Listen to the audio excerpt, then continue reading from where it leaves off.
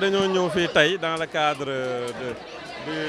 du programme de gestion des déchets solides urbains bi nga xamante ne Banque islamique de développement ak État du Sénégal moo ko financé donc dañuy ñëw pour accompagner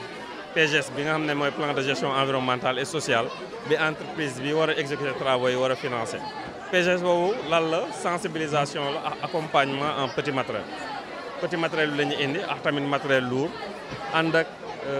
entreprise bi nga xam ne moo koy exécuter ànd ak population yi ànd ak mairie bi pour jox leen ko donc après dinañ def ay caravane de sensibilisation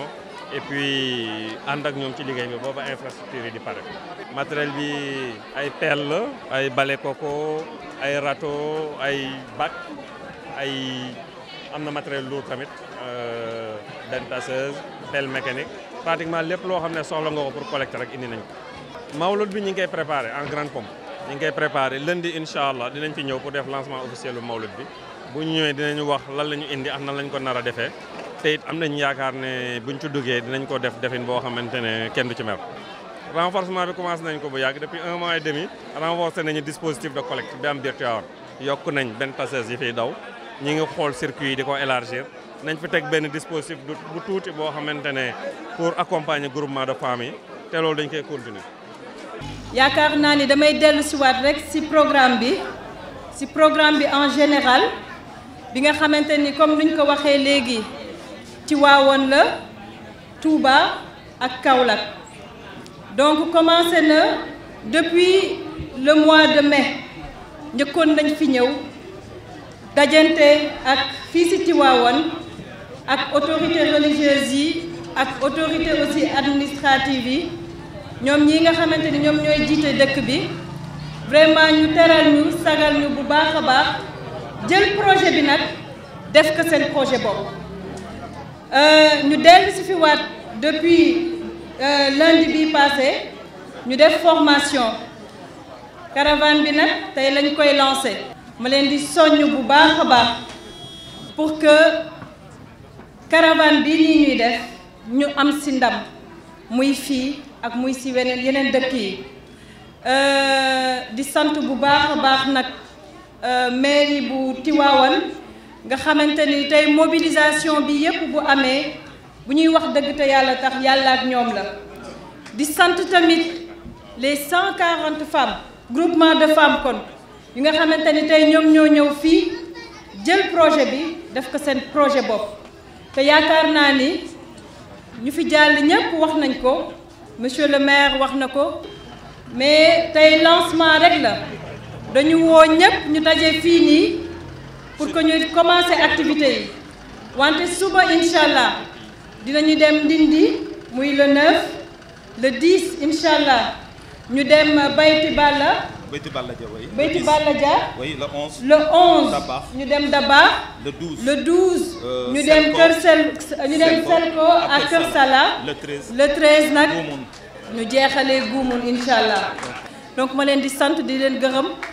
jërëjëf. tey bés bi bésu Tivaouane la wante tamit yéen seen bés la ndax traditionnellement kat cet ci biir kër xëy na ñëpp la war waaye suñ ñëwee ci kër walla ci dëkk bu setul ñëpp dañ naan ah ban jeeg moo dëkk fii kon nag gàcce ngaalaama bi nga xamee ni am ngeen taxawaay jox exemple yi ñun góor ñi ci naka la ñu war a taxawee ci jëm ci wàllu cet loolu nag su amee ba ñu am benn président de la république bu tudd Macky Sall mu jël projet bu am solo bii jagleel ko ñeenti dëkk yooyu nga xam ne tudd nañ leen fii muy Touba di Tivaouane di Kaolack ak Ndakaaru kon wax dëgg yàlla dañ ko ci sargal ndaxte kat fukki milliards ak juróom-ñaar moom la jël jagleel ko le programme national de gestion des déchets waaye bi loolu amee nag Tivaouane defe naa ni cërëm jox nañ ko ci ba mu mat sëkk ndax tey jii maa ngi waaj a def benn public reportage boo xam ni dama bëgg waa Tivaouane infrastructure yi nga xam ni yëpp président Macky Sall def na ko ci Tivaouane mais rawatina nag le centre intégré de valorisation des déchets ñi dëkk Tivaouane te jotewuñ fa ñu wan leen ko ñu gis ko man si sama wàllu bopp ba ma demee visiter ko dama ne lii kat njortuma woon ni projet bi toll na nii njortuma woon ni am na biir Tivaouane te nag li ma gën a neex ci projet bi ndaxte projet dina am ñu ñëw tabax ay infrastructure ni nit ñi nañ ko utiliser mën na utilisation ba mën na baax ko mën na bon mais foofu laa bëgg saluer